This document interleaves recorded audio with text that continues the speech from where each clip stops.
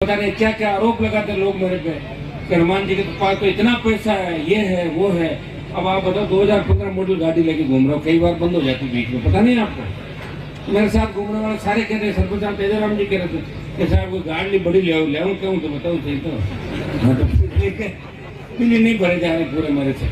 लेकिन मैं आपको भी परेशान नहीं कर रहा। अभी तक मैंने मेरी पार्टी के लिए चंदा नहीं मांगा, जोड़ी नहीं फैलाई।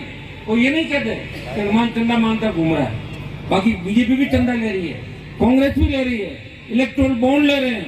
बीजेपी के लोगों ने गाय का मांस निर्यात करने वाली कंपनियों से चंदा ले लिया, लेकिन कुछ भी नहीं हुआ कांग्रेस पार्टी से, उसको मुद्दा भी नहीं बना पाई। मेरी सरकार बना दो, मैं तो कह रहा हूँ सरकार छोड़ो, इस बार तो 10 MLA बना दो, भजनलाल के ऊपर बैठ जाता कूद के 10 में नहीं चला था सरकार पूरी।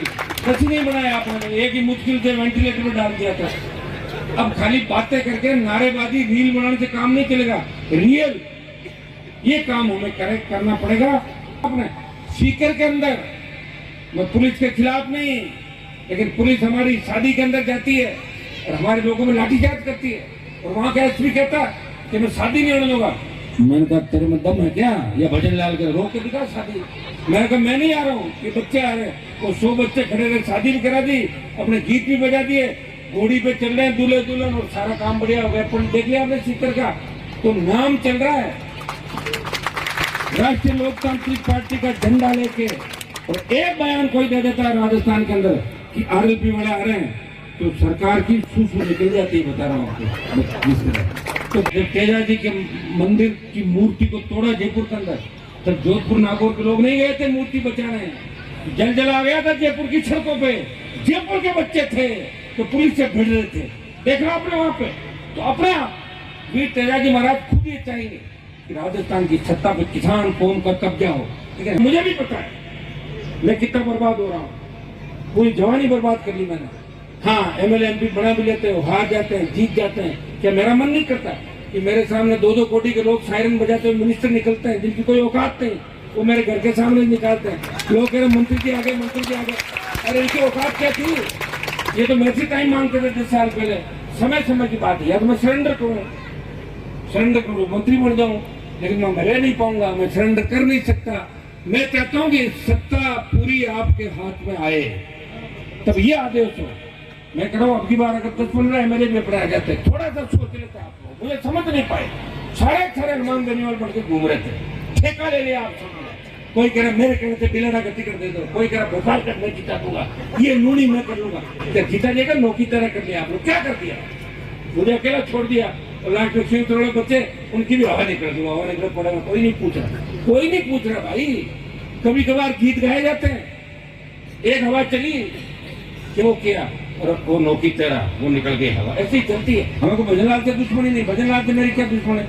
ये बेचारा आम आदमी था, आम व्यक्ति बना।